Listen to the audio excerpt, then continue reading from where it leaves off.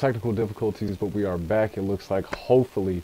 Again, we are doing the live reaction to the Destiny 2 Curse of Osiris DLC that Bungie just released maybe a couple hours ago. So this is brand new. I'm excited to see it. I'm excited to learn what players may be able to get a hold of here in the next coming months. However, it is Bungie, and I understand that sometimes with a lot of things with Bungie, you kind of have to take it, with a grain of salt. But nevertheless, I'm excited to see what they've come out with. I'm excited to see what they've been working on. And if it's not good, I'm going to let you know. So without any further ado, let's take a look at it.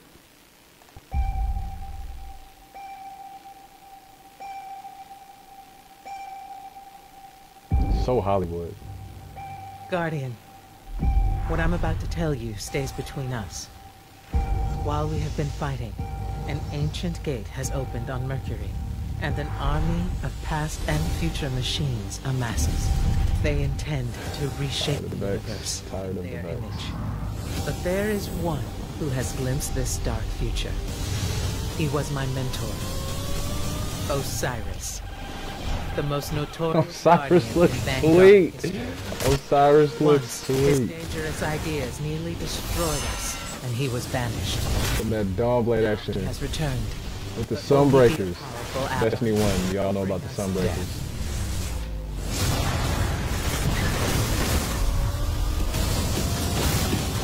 Okay, so we're getting some scenes. We're fighting alongside Osiris. That's pretty cool. They have not foreseen. Go to Mercury and find Osiris. Time is not on our side.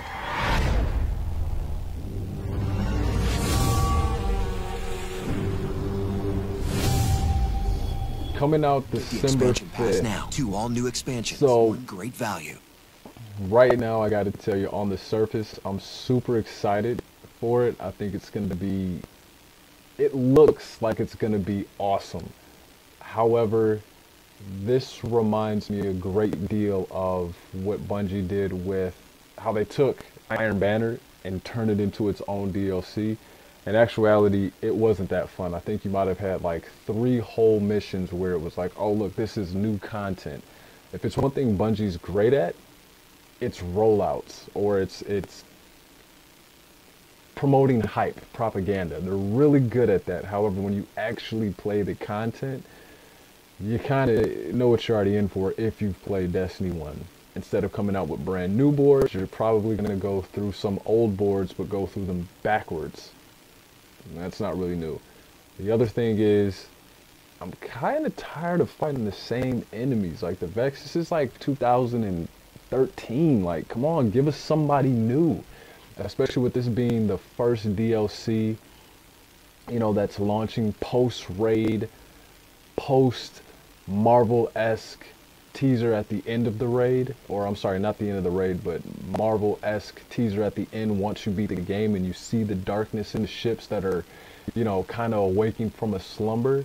I want to know, what is that about? And the fact that we're not getting that makes me feel like this is going to be more of traditional Bungie logic, where we'll show you something and then we'll never touch on it again. Ergo the Stranger, Argo Queen, Argo what the boss in the raid says to you after you beat the raid on normal mode. How if you want to know how strong you really are, seek me out and I'll show you. This whole thing was just a test. And then you beat the raid on prestige mode, and he says the exact same thing. I think myself included, a lot of players, myself included, were expecting, Osiris looks sweet as hell, but they were expecting some kind of continuation of that. Like, how strong are we, Are we really doing the right thing? You compare that with what the Traveler said, or what the speaker said, how he said he speaks for the Traveler. He never said that the Traveler speaks back, right? So it's kind of, if you want to get all aboard the hype train, I think this is the perfect video that would allow that. If you were maybe on the fence before, and if you're brand new to Destiny about purchasing some of the expansion pack, I think this content right here has pushed you over the fence and you're definitely like, yes, I'm gonna buy it. But for those of us that have come from Destiny 1 and we've seen how Bungie does things before in the past, I don't want to speak for anyone else but myself, but I got to be honest with you, I'm definitely a little skeptical about this. I don't know if I want to get hoodwinked again. I love how they rolled out the trailer. It's very like stoic. It's very like Hollywood teaser-esque, you know, Bungie, Activision, you know, it's very bold.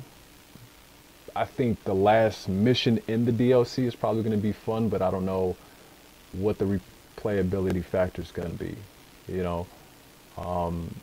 Personally, I'm excited to see Mercury. Haven't seen it since, you know, you reached the lighthouse in Destiny 1, and they kind of got rid of it for Destiny 2, so for us to be going back, I think it's kind of cool. Even more so if they actually let us explore Mercury and missions and not just give us 1 or 2 missions on Mercury. But my overall synopsis of this is, I'm tired of fighting the Vex. I'm tired of fighting old foes, old villains. I want new villains. I want to see what was up with the guys in the Triangle ship, and I don't think we're going to get any of that here. I'm finally excited to learn more about Osiris. I mean, that's pretty cool. I think Osiris looks absolutely badass. I imagine Osiris is for Warlocks what Saladan was for Titans back in Destiny 1. Just kind of giving that introductory to, you know, to this character. I can only imagine who the Hunters will get. I think the Hunters, like, Saladin for the time was badass. Osiris looks like he's going to be badass. They have to do a Hunter that's just, like, off the chain. And I don't even run Hunter. For Destiny 1, I had 3 Titans. Destiny 2, 2 Titans and a Warlock. There's nothing about the Hunters that really calls me to create one, but I'm excited for them to see who they get for their, like, character-specific rollout. I mean, look at this guy. He looks like a badass. He's, like, time-traveling. He's mysterious. He's got the mask on. You can't really tell anything about him. He looks like he's a little bit older, which means he's probably done a fair amount of ass-kicking in his day. I'm a fan. And like I said, he's got gear on that we wear, Sunbreakers. You know, it's kind of dope. I'll be interested to see what that scout rifle is and that ghost. Let's take a look at that ghost, because that ghost looks pretty freaking cool. So right there you see the ghost. It looks like something straight out of Trials of Osiris. Not Trials of the Nine, but Trials of Osiris. In this shot right here, Osiris kind of looks like Cyrex from Mortal Kombat. Could be just me, but he kind of looks like Cyrex from Mortal Kombat. Okay, I just want to take a peek at the chat here and make sure I'm not neglecting anybody like that.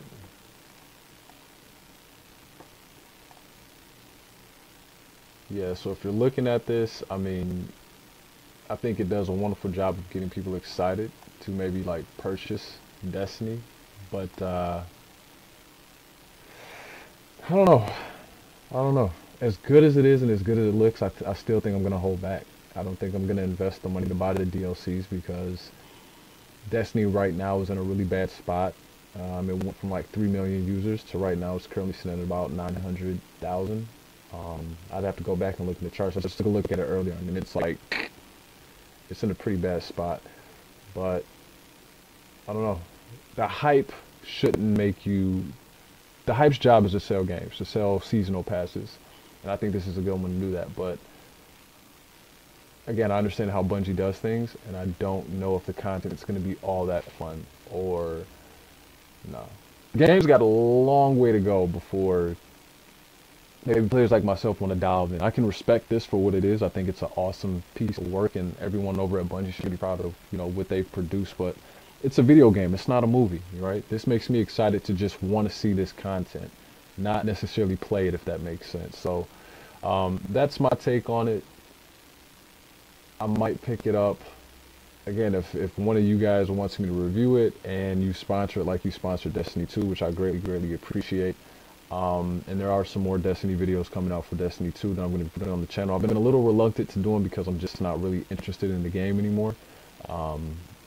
It's not as fun as it used to be, and the game's kind of on a little bit of a downward trend. But if anyone sponsors that content and wants to purchase the DLC and I get a hold of it, sure, you know, I'll go in and review it. But as far as like buying it, I don't know that I'll be giving my, you know, dollars to support it. I want Bungie to put out a better Destiny, and I kind of feel like if I support the status quo, players will never get that game. So if you've been watching this channel, if you've been watching some of the comments, the remarks that I've been making, that's really what I've been saying. If you want the game to become better, you can't support it. You have to voice your concerns, but you also have to be willing to not play the game until those concerns are met. And I think a lot of players, myself included, are, you know, starting to abide by that notion. A lot of players are starting to figure that out, and I'm going to continue to harp on that point. I think if you would have took Destiny 1 and everything that we have from Destiny 2 so far, because let's be honest, like, this game could have been one massive DLC release. They say, well, you know, we can't run it at 60 frames a second. Well, on console, it's not 60 frames a second.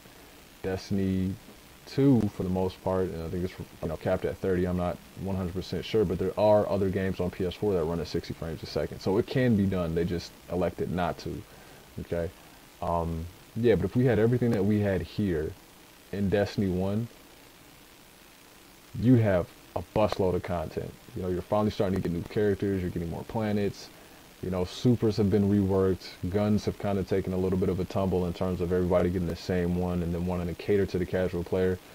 A AAA MMO, it's not an MMO, whatever, a AAA rated MMO like this, you can't really cater to the casual players, especially if you're talking about this game was supposed to have 10 years worth of content. So continue what you guys are doing, make the necessary fixes that players are asking you to make, but also, you know, reward your hardcore players and give us additional content, not just like repetitive, repeated missions with the same foes and then 2 brand new missions. Like, we want to be courted. Court your players. That's what we want. I'll be checking this out on Twitch. If you guys have any questions, comments, concerns, leave them in the comment section below. Until next time, it's your guy, BlackJ19, and I'll see you in game. Take it easy, everybody. Bye now.